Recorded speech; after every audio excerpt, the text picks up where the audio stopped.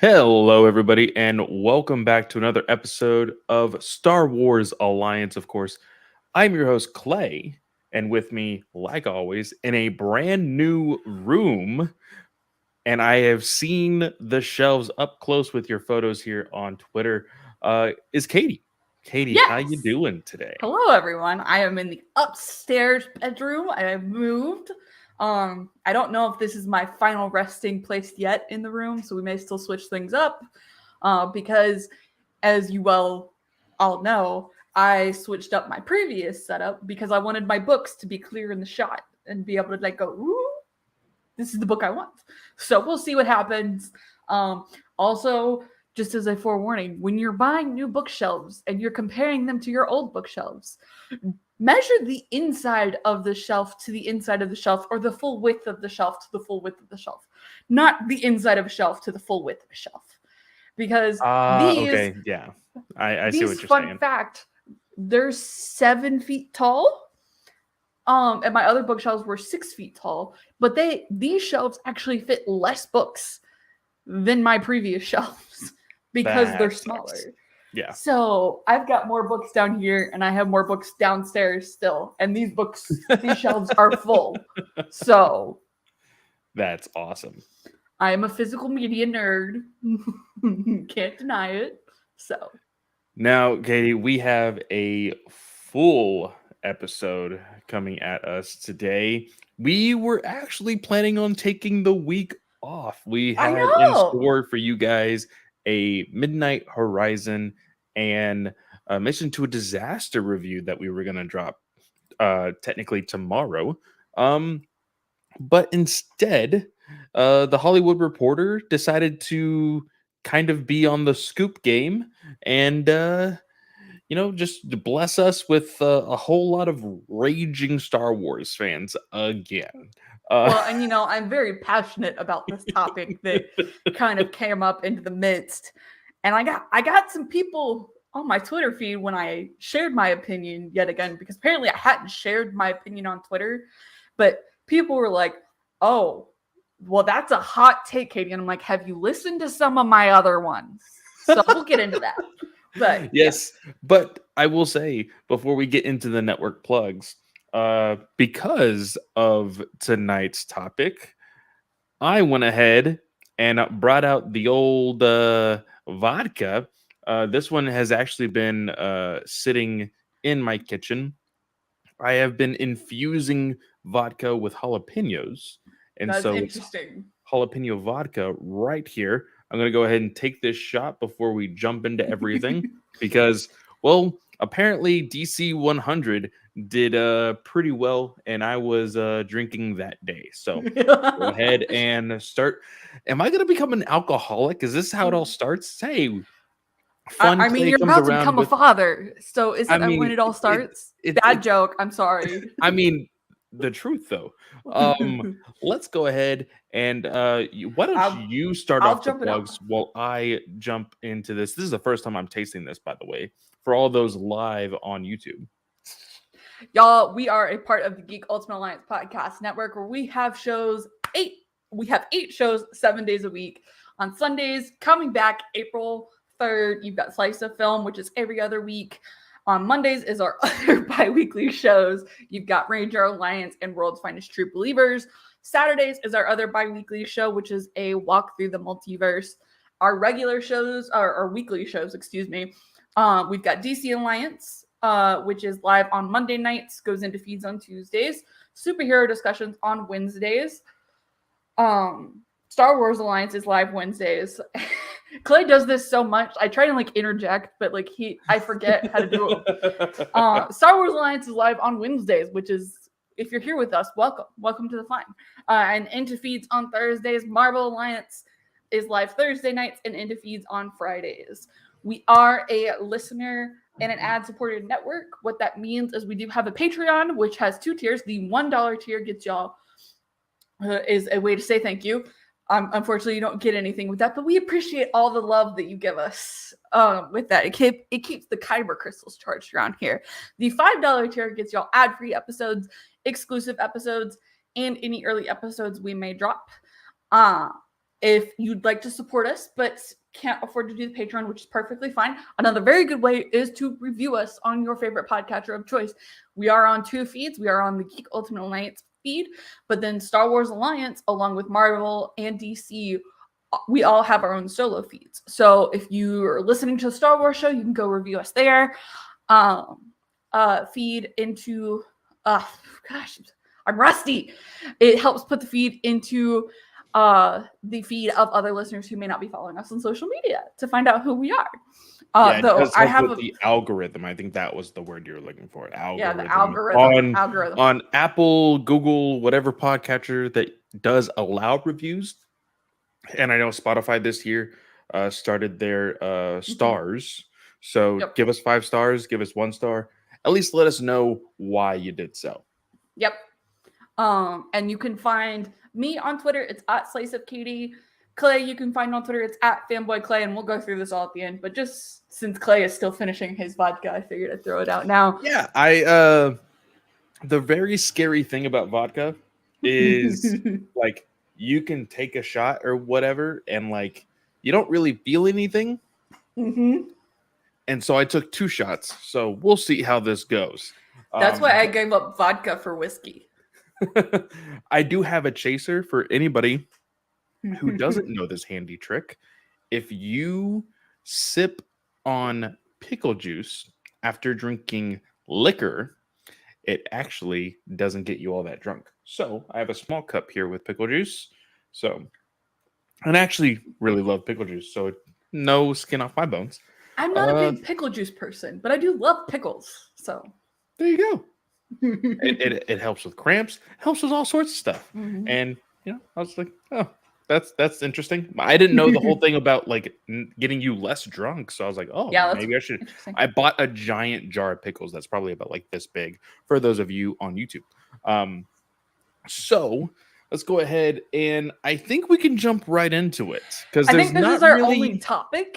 Yeah, there's not really anything that came out. Well, I should say the print version, the script book this is true. of Tempest Runner is now officially out. So if anybody would like to go purchase that, you can. She's a big girl. She is big. Now, also, we can always go back and listen to our review of that as well. So after you finish reading it, go check that out. Now, that is it for the random news of Star Wars. Now, the big boy. So we heard on this had to be on Monday. I think it was Monday it hit. March 14th. So yeah. On Monday, Hollywood Reporter put out an article stating that basically instead of Darth Vader, we would have gotten Darth Maul. But there's a lot more to it than just that. This was originally the pitch that Deborah Chow had. She had her own idea, her own story that she had elaborated to go along with the original focus on what Obi-Wan would have been. And then Katie's favorite part, Filoni pulled rank is the way that Favreau pulled rank and said, hey, no. And the way they describe it in the article was, oh, you know, it's the way you're describing your idea, because it did involve a younger Luke, was like, well, that's kind of what we're doing in Mandalorian. So, you know what? I think Obi-Wan should be grander. Maybe you should go big. And that made her kind of scrap all of what she had planned for Obi-Wan, and thus came out with this new idea, bringing in the Inquisitors, bringing in Darth Vader. And yes, I will say, for me, I like Darth Vader. So the idea of bringing Hayden Christensen back and all of this, cool. I like it. But I think there is definitely something to say when it comes to Deborah Chow not really being able to do what she wanted to do. Now, I understand. Whenever it comes to playing ball with Star Wars, that's what you have to do. You have to play ball. Star Wars is an IP that we have known for several years that Mhm. is definitely a part of a game that says, hey, we are doing things by the book, and this is the book. So that means if you want to color outside the lines, you can get the fuck out, is basically what George Lucas, and well, not George Lucas anymore, but Disney and Star Wars, that's what they say. So, Deborah Chow started to color outside the lines a little bit, and they're like, hey, we don't want you to get the fuck out. We just need you to reel it back in for a little bit. Katie, I know you have a lot to say about this. So, my question to you, and we will answer a question. We did get a question from our fellow GUA co host, Brent. We will answer that question after we kind of have our discussion. So, let's go ahead and talk that. Uh, Katie, you have a lot to say about this. And I know that you, like you said, you got into it's not an argument. You put some valid points out there and you backed up your opinion, Which is what which I is do. which is the greatest way to have a conversation that a lot of people just usually see as offensive sometimes, but I'm glad that you were able to rope in some people and actually have a honest conversation around this topic. So Katie, the floor is yours. Where do you want to start here? So, y'all, just as a forewarning, and I may come off this way on Twitter, but I never intend to offend anyone. I'm a very blunt person, and I just kind of say what I mean. There is no gray, it is just black or white. So, if I got antsy with people that I'm on Monday, then I apologize. But my big problem here is that, and I've critiqued Marvel for it several times. So if I'm going to critique Marvel for it, I got to critique Star Wars. I don't like it when creatives don't have the ability to do what they want with a show. It's why I was such a big supporter for Snyder getting his cuts, even though I did not like the Snyder universe. So for me, Favreau and Filoni stepping in and going, nope, you can't do that. It really puts a bad taste in my mouth. And for one, Star Wars is also not Marvel, because a lot of people are going to be like, well, Kevin Feige knows what he's doing. Like, he's done all of this great work in the Marvel universe. Y'all, there is only 2.5 movies that go outside a specific time space. Otherwise, everything is in continuity. You are going from one movie to the next, basically, and you know, hey, Black Panther happens after Captain America Civil War. You know exactly what's supposed to be happening. Star Wars is trying to handle stuff in the Skywalker saga, but all in the original trilogy, between prequel and original trilogy, and then original trilogy to sequel trilogy. Those eras that they're trying to handle are over 20 years apart. I get Filoni is everyone's good grace of George Lucas, who has learned from the best and should now be the ever-loving head of Star Wars forever and ever. Amen. Filoni is only human. And there's only so much an average human brain can maintain. And yes, there's plenty of technology that can help you track down what happens where, but it doesn't always work that way. And I get Filoni and Favreau were trying to do one thing over here, and Deborah Chow is trying to do Obi-Wan Kenobi. Favreau is also involved on Disney Plus alone. He's been involved in Clone Wars Season 7. He's been involved in The Bad Batch. He's now been involved in Obi-Wan Kenobi, The Mandalorian, and Book of Boba Fett. And yes, those are all spaced. You've got the Clone Wars and Bad Batch happen relatively close to each other at 19 BBY, but then The Mandalorian and Book of Boba Fett is 9 ABY. So that's a 30-year difference, actually. That's not even 20 years. That's almost 30 years. So that's a lot of material to maintain. And Deborah Chow should have been able to do what she wanted with the show.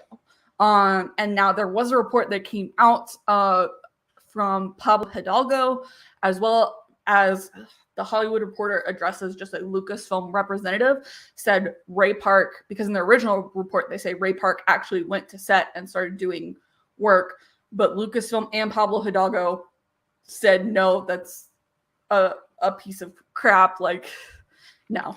I will agree with that. I will say, due to I'm not even going to shy away from it.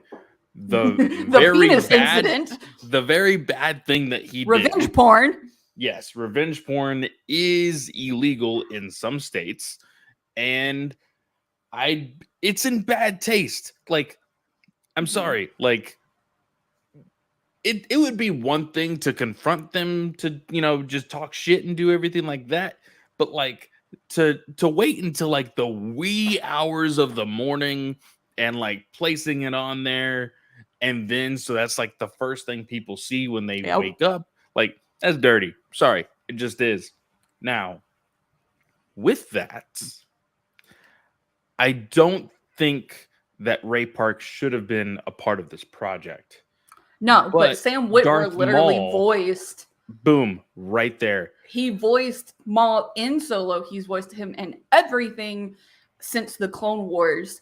And you could have gotten another stuntman up there to go, okay, yeah, here's our stunt body. Now, Sam, here's what we want you to say. And done it from there. Sam Witwer is a talented voice actor. He can do shit out of anything. Then, I honestly think, outside of doing crazy stunts, because there is stunt workers, Sam could have been Darth Maul. Yep. Like, there is I've said it a couple times too. There's no reason why he couldn't have been. Maul's not an overly muscular person. The only big attribute with Sam that is kind of jarring at times is Sam has a square fucking chin. You can spot that chin from fucking states away. Like, it's one of his predominant features for sure. It's a very nice chin, though. With enough makeup and everything, I mean, it is. Maul has fucking tattoos. You can redraw the tattoo a little bit to shade things properly. Exactly. Like, there is some crazy things that makeup and cosmetics and whatnot and VFX can do to a single individual. Like, honestly, when you have freaking Colin Farrell playing the Penguin in the Batman, I'm sorry, he does not look like Colin Farrell.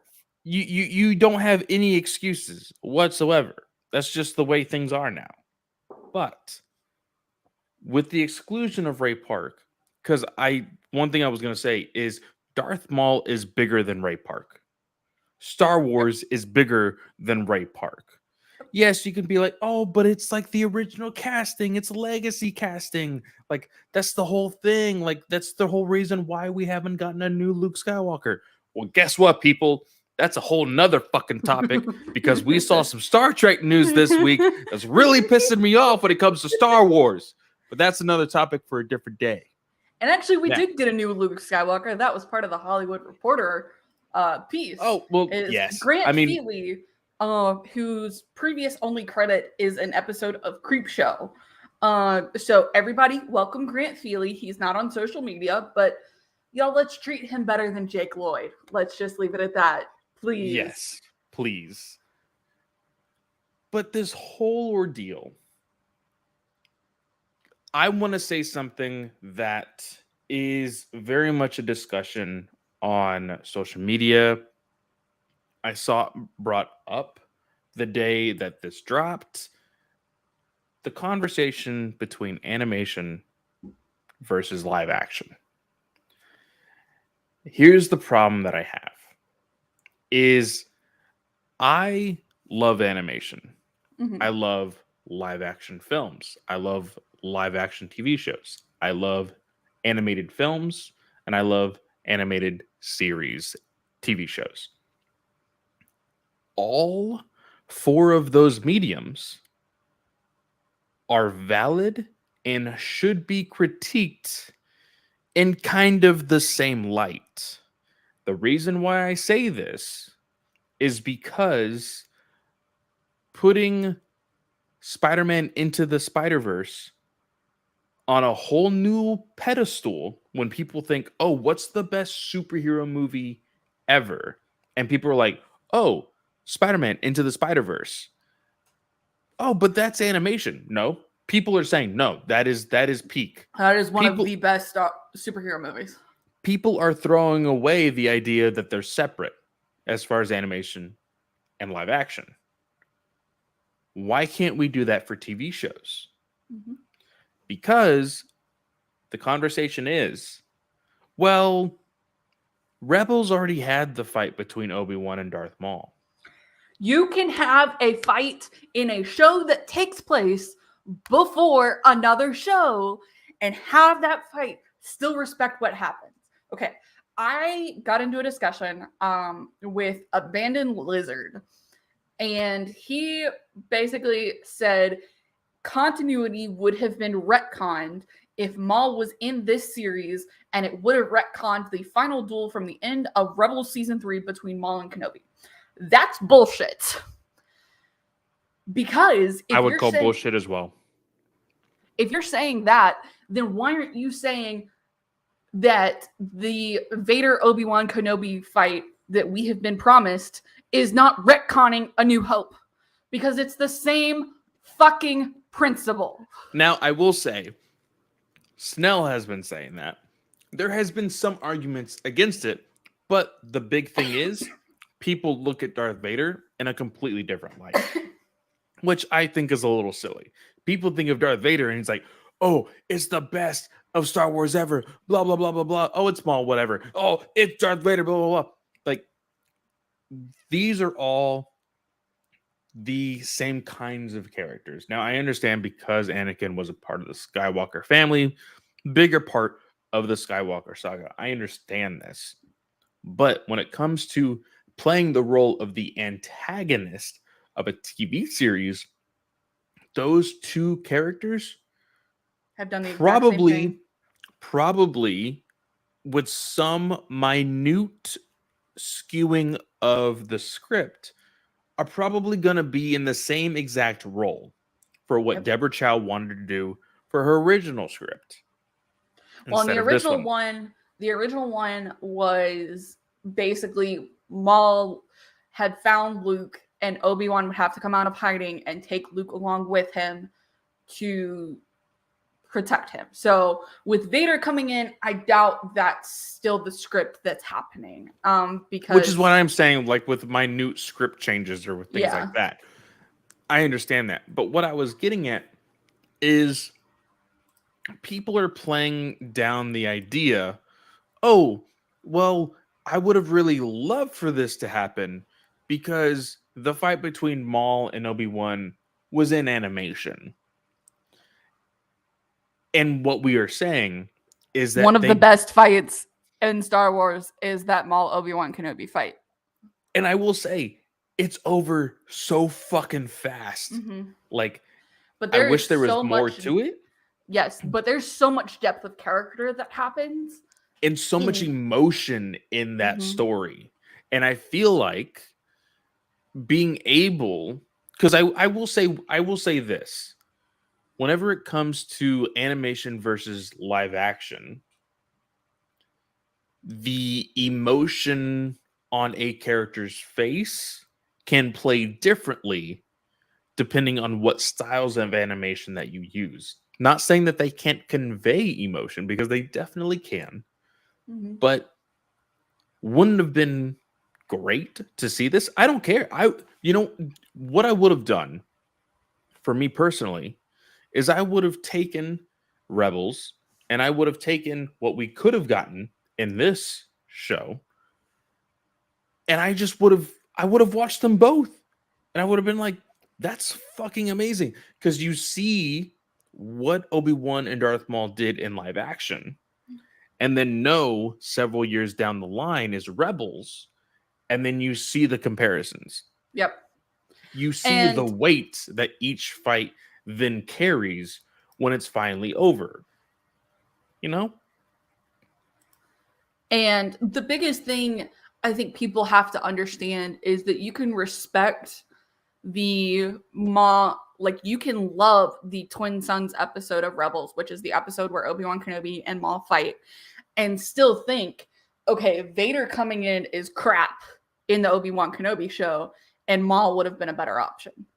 Because we know Maul exists, and Vader was shoehorned into Rogue One. There's my other hot take of the episode. Vader was a mistake in Rogue One. Should not have been there. Terrible decision. So there's my other hot take. We'll review That's that. one I haven't heard before. No, not many people have, because if you say, oh, Vader's a terrible choice here, well, then people are going to be like, have you lost your mind? Are you a Star Wars fan? Like, excuse me? So it's so hard with this because everyone is always like, oh, you have to respect animation. And we've already seen this fight in Rebels. That doesn't mean we can't get another fight before Rebels happens. And everyone's like, well, it's a retcon. Well, all Maul says about Kenobi when he finds out that he's actually alive is he lives. There's no indication to, oh, he lived after Order 66 or he lives after XYZ debacle. He lives is very generic, just as Vader saying, I haven't felt that presence since. It's generic. Yeah. It's whatever the fuck you want to make it. So headcanon the shit out of whatever you want to is what I'm saying. Obviously, Vader is here in Obi-Wan Kenobi, and you know what? I'll probably lose my mind because I'm ready to see Ewan McGregor back as Obi-Wan. Plain and simple. I'm trying to think if there's any other Maul points. I abandoned Lizard if you're listening, which I highly doubt you are. I appreciated all the discussion we had, but I laughed at a couple of the points. So it's just kind of funny. Now, so let's that's go ahead. Really all I have on Maul coming in is it's not a retcon. It could have been done in a way that respected Rebels. Filoni and Favreau being involved is another topic entirely, which we can get into after an ad break. And we will do that after the ad break. And you kind of answered Brent's question. I want to go ahead and answer it for myself. Brent's question, I will say, is I've seen people upset that Maul won't be in Kenobi. And I've seen others say because of Rebels, any indication they would have would be diminished and wouldn't live up to the ending of that Rebels story. Where do you fall among those viewpoints? I will say this. I love Rebels. I love that episode. I think the kind of ending of Maul in that episode was very raw and emotional. Really ties up the it alludes to the hope of Luke Skywalker as a whole, and I really, really enjoy it. As far as where I land and where in like if we should have had Maul here or like should it just stay in Rebels, is I think we could have had both. I understand, like I said, the ideas that people are saying.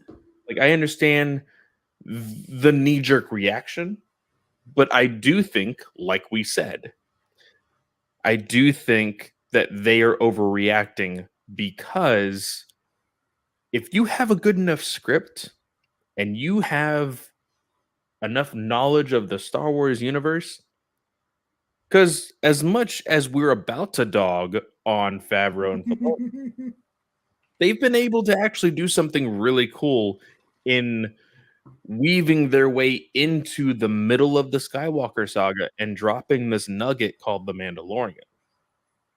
Yep. If you have a good enough script, you can do the exact same thing with characters that we have already known and loved, aka Darth Maul. And I think it would have been really cool to see because, I mean, Maul is this grand underworld player. We're learning very much of the same thing in Crimson Reign with Charles Soule.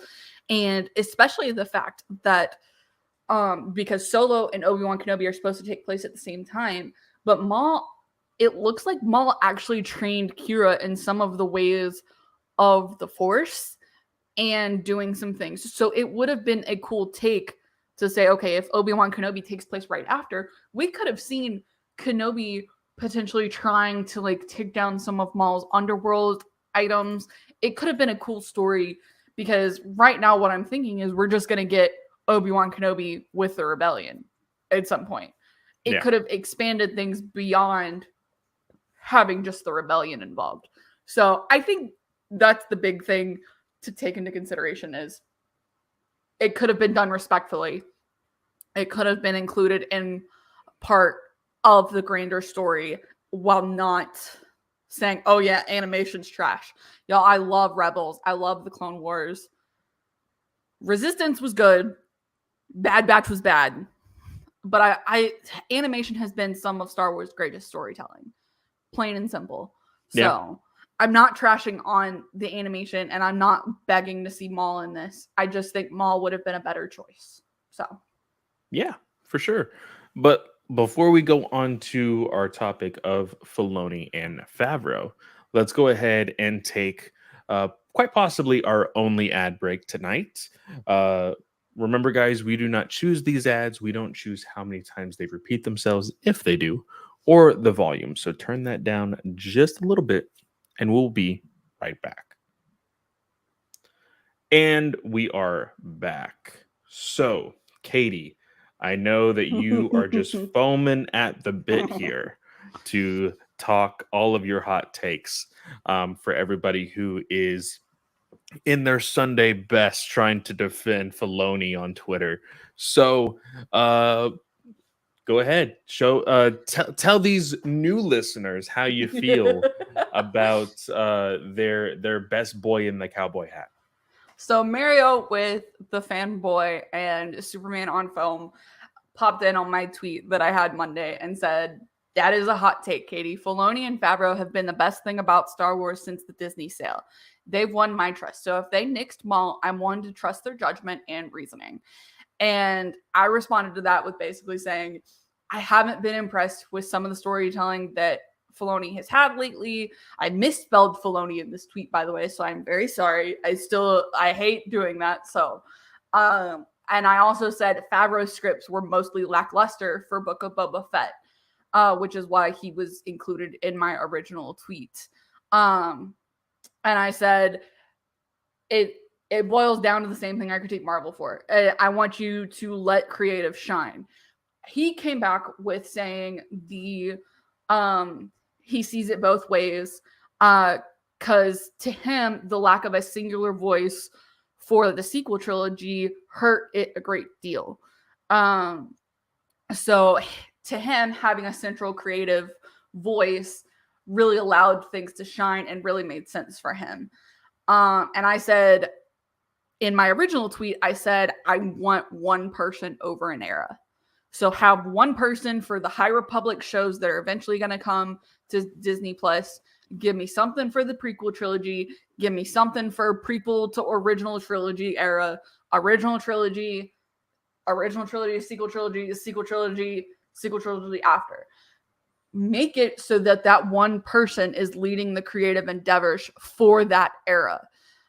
Because, again, like I said at the beginning, these people only have so much room in their brains. And sometimes things get convoluted.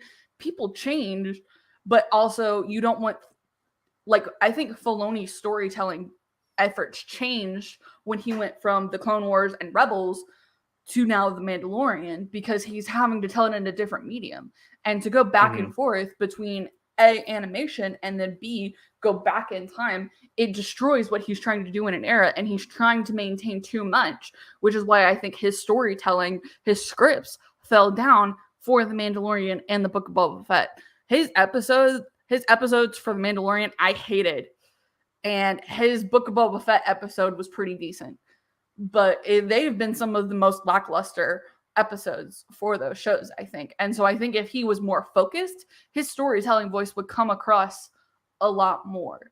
So, and I think if you say, hey, this is XYZ period, and you're saying, okay, here's my leadership for it, I think you're going to get a lot better result versus saying, okay, Filoni and Favreau are in charge of everything Star Wars television related, even if it goes back in time 40, 50 years. Because what are they going to do for the Acolyte?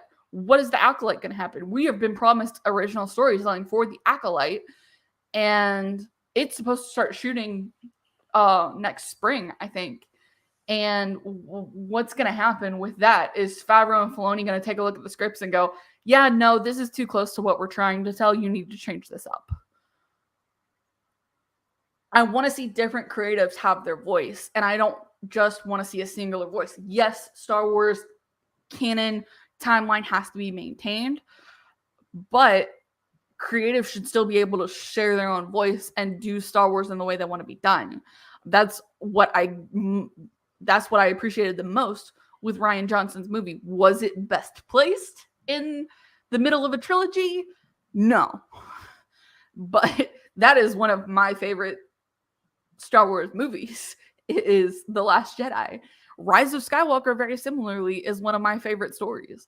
It doesn't belong in that trilogy. But I think for TV and for movies, you have to think about things differently. A movie, a trilogy of movies needs to have a singular voice in front of it that says, okay, hey, this is the direction we want to go in. A TV show, I don't think you need to have a central voice. If you wanted to have somebody in charge of a timeline that says, hey, I'm in charge of 20 or 19 BBY to 0 BBY, go for it. I think that's perfectly fine, and they can track everything that belongs in that time frame. But you don't need to have somebody in charge of 20,000 BBY to 20,000 ABY. I think that's impossible and unacceptable for anyone to manage. And I was going to say this because, again, like you said, a lot of people are going to defend Filoni with the idea of Kevin Feige over in the MCU and Marvel Studios.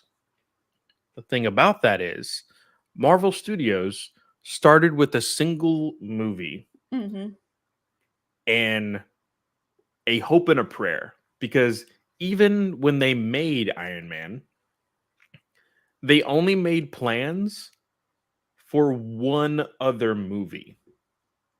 And they weren't entirely sure if it was going to kick off as much as it was. And then it became this big thing. They got a lot of investors. It became this promising thing that we all know as the MCU. Star Wars has been a cult iconic classic for sci-fi, and it's of course George Lucas's baby. Now Disney's. George Lucas, from my knowledge, did not create the High Republic. Nope. To my knowledge, did not create the idea of Rey Skywalker. These ideas have become, and even before he even let it go, I think Star Wars became a lot bigger than George Lucas. Yep. And you can say that about Marvel as well. Marvel has always been bigger than Kevin Feige. The MCU has never been bigger than Kevin Feige. No, we have not seen that the MCU has been bigger than Kevin Feige. With what you are saying, makes complete sense. Filoni probably knows the bare basics of the High Republic. He's probably learning a lot more because of the High Republic show, Acolyte, things like that. But he's not reading all these comics. He's not reading all these books. He's not having meetings with Charles Soule and Kevin Scott, Claudia Gray about the decisions that they make in these books. I don't think that he should get the first dibs, if you will, quote unquote, on really adapting that era of Star Wars into what we are now seeing to be Star Wars moving forward because of the Acolyte, because of the High Republic show that they're kind of moving very quickly on. I think him butting in there, we're going to see too much of the same of what we have seen with, and I know we love it. I love it. You love Clone Wars, you love Rebels. I love both of those. I'm really enjoying The Mandalorian. But I don't want the same problem that I had with the Batman with Star Wars. Yep. I don't want to watch the High Republic shows and be like, this has a lot of The Mandalorian in it. Like some of the aspects, some of the storytelling, a lot of this narrative feels a lot like Filoni. And that's what I'm wondering, because part of my critique of the Bad Batch was that it felt too much like The Mandalorian. So because originally y'all had not read the Hollywood Reporter article before tweeting about it, because I was just like, Filoni and Favreau need to have their way out of it. If what was true is that it was kind of a rescue show, then maybe I'm glad Filoni and Favreau stepped in. But I'm also like, Deborah Chow's episodes of The Mandalorian were spectacular. Yeah. They are only below Bryce Dallas Howard, in my opinion. So she's got the skills to do this. And, I can trust, because I've seen her work, that she would have kind of figured out a way to make it feel different. So for me, I think it kind of goes up in the air. I want creatives to be able to have their voice. And I don't want creatives constantly going in and saying, hey, no, you can't do this. So, and they encouraged her to think bigger. Y'all, maybe that's why the Grand Inquisitor's head looks the way it did, because Filoni and Favreau said, go bigger. And Chow had to figure out how to spend her budget other than making the head of the Grand Inquisitor look like the species. I mean, as silly as that sounds, that you might be completely right with these deadlines. And honestly, when it comes to the shows and how they've been marketed and the way they've been pushing these things, I can really see them telling Deborah and the rest of the crew on making Obi-Wan Kenobi, hey, you can't have any more extensions on how long it's going to take to make this show. So make the show, make it work, and don't fuck up. Oh, I do see your puppy. That's hilarious. But he's like been carrying around that bone nonstop. It's so funny. Sorry. I do think that is probably something that has arisen. That's like, hey, you guys, unfortunately, we can't move to the show any more than we've already done. Yeah, so they moved it 2-3 times, I think. So I think minimum 2 for sure. So I think it is a much bigger problem, and I have seen some others kind of see it as like, hey, we don't really need to make this a big deal because at least we're getting the show anyway. But like, that's the problem, is that we brush this under the rug and think, oh, well, because it's at least a Star Wars show, we should be grateful anyways as fans. Like, I'm sorry, I'm not gonna take that into consideration when I clearly see there is evidence of them kind of taking their control and abusing it and saying, like I said in the very beginning of the show, you cannot make the show you want because I said so. Yep. It's not because, oh, that would be a bad show. It's clearly no, because I said so. Yeah. And honestly, I said it before in terms of the book Boba Fett, but if you're going to continue to delay a show, I expect perfection.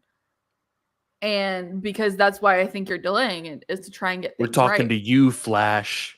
We're talking to you. Yeah. But if you're not delaying it, like clearly the Book of Boba Fett wasn't delayed, I'm fine getting an average Star Wars show. I think that's what you have to do sometimes in order to continue producing content. And by the way, we forgot about this, but Miss Marvel will be premiering 2 weeks after Obi-Wan Kenobi. So yeah, that is going to be a very interesting conversation. I'm pissed off. Well, no, like it is something to put into consideration when looking at how these shows drop. I was guest starring on Marvel Alliance last week, and my big thing, and it is in fact a fact or fiction, so go over to Marvel Alliance Twitter account and vote whether you think this is something that can happen or can't happen. I believe come up with our own of those. Something like that. I know. I do believe that in the next 3 years, Disney will make plans to have a multi-day release for all of their content. Because just saying, oh, Wednesdays is Disney days. Like, I'm sorry, it's not going to work 100% of the time.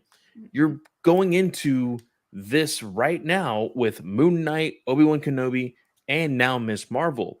Now, the only thing that I can play devil's advocate about with this is, although Miss Marvel is a part of the MCU, the well-greased wheel, the monster of the MCU, it is, however, targeted at a much younger audience.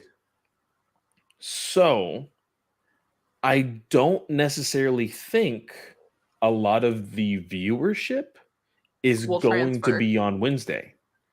I think that a lot of Miss Marvel's viewership is going to be over the weekend with families. That's what I think. Now, I think the first episode or the first 2 episodes may have some actual competition to whatever episodes those are for Obi-Wan Kenobi. But I still think that Obi-Wan Kenobi will be the better viewed show on those Wednesdays. Yeah. But I definitely think that it is a problem that Disney needs to confront moving forward. Yeah.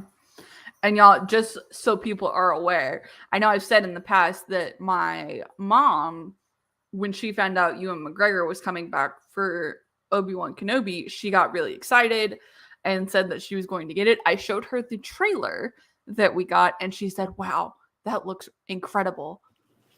Thank you. So, she was very excited by it. Yes, I know. We have to hydrate, people. For those of you on the YouTube, we have to hydrate. We're getting water. But it is still something that is very exciting. My older brother, here's another weird thing. My brother, and I guess this tells me how much I'm connected to social media compared to him. Real quick, because S-Bubs, I'm finally noticing you're in the chat, so I do apologize. But he said this: S-Bubs, do not tell me any rumors. I don't want to hear them. No rumors. No spoilers. Oh, wait. What does he say? He says, I'm just going to read this one out. Go ahead. He says, the rumors I'm hearing about the later episodes of Obi-Wan is sounding to me like Miss Marvel will get totally buried in the online discussion. I would hope so. Like, as bad as that sounds, I don't want to wish bad on any nerd show that gives us content to talk about. But when compared to a legacy character in talks of like nerdom of Obi-Wan compared to Miss Marvel, I do think there's going to be a bigger fan base for Obi-Wan. Yeah. Now, I wish Miss Marvel all the best. I think it's very important that her as a character is coming out. There's going to be a lot of talk about her with her new trailer over at Marvel Alliance. So please subscribe to them so they can talk all about that. Now, what I was saying is my brother didn't even know there was a new trailer out. He thought when I was like, I went over there the day the trailer came out, and I was like, "Hey, did you see the new Obi-Wan Kenobi trailer?" He's like, "There is not a new trailer." I was like, "Yeah, check it out." And what does he do? He goes to Disney Plus and he watches the trailer that was dropped They on haven't the changed that. investor I day. noticed that. And They he's like, "This is updated. the exact same thing." I was like, "No, dude, you have to go to YouTube. You have to go to social media. You have to look at stuff that because Disney Plus isn't doing anything for trailers, which is dumb." I have said this since the beginning of when they started to do this. You don't need to debut a trailer on your streaming service. I think it's absolutely dumb. Well, you know what's funny? Is they've updated Moon Knight and Miss Marvel to point to the latest trailers when they hit play, and they've listed all the trailers there. Obi-Wan Kenobi still doesn't even have a premiere date on Disney Plus. It's Star Wars for you, Katie. That is Star Wars for you. There's not a whole lot I can tell you with that one. And I don't want to hear anyone giving me shit again about saying Marvel knows how to promote their shit and can promote more than one show at a time. They're promoting Moon Knight right now, and they're promoting Miss Marvel. So I don't want to hear shit, y'all. Now, other than that, I think that's it, y'all. I think that is it. This is a very short episode comparative to a lot of our previous episodes, but it's never a bad thing. That means it's easier for me to edit later on tonight. And I'm starting to finally feel that vodka. Was it spicy? So it doesn't really have a spice until like after the full ingestion of the vodka. Like I would have thought that it would have been like spicy in my mouth because it's like jalapeno juice, the seeds all absorbing into it and everything else. But you don't get the spicy until like after you take a breath afterward. So that's very Okay. interesting. So if anybody wants to do it, you just get a mason jar of vodka. You put fresh jalapenos in the vodka, close the lid, and keep it there for a week. I might do then- that with like the cinnamon or like apple and do like an apple cinnamon whiskey. So legit, there is somebody on TikTok, and I will send it to you after this. There's somebody on TikTok that uses vodka, and he will put random things in vodka for like a whole week or a month or whatever, and then he drinks it. It's crazy, absolutely insane. Now, SBub says right before we sign off here. SBub says, I was talking to my cousin, and apparently he hasn't even seen any movies or movie trailers in the last 6 months, and he had no idea about Obi-Wan or any MCU stuff for that matter. It's very odd how disconnected people have become ever since COVID. Yeah. I would have thought that because you're indoors, because that would be like the internet and everything else would be your main source of things now, that people would be even more connected. But to each their own, I guess. Now, of course, thank you so much for lasting this long in our discussion, listening to all of our hot takes. Remember, she is at Slice of Katie. I am at Fanboy Clay. Of course, I have other shows that I host: DC Alliance, Batman News Weekly, Ranger Alliance. Katie has, of course, Slice of Film that is At coming Slice back. of Film 1, this Yes. show at Slice of Film is coming back April 3rd. And this show you can find on Twitter. It's at Star Wars Alliance. That's the A in the words. Clay, finish it off. Please, wait. Again, vodka. Sorry. Say Very one important. more Don't time. forget it. Very important. Don't forget it.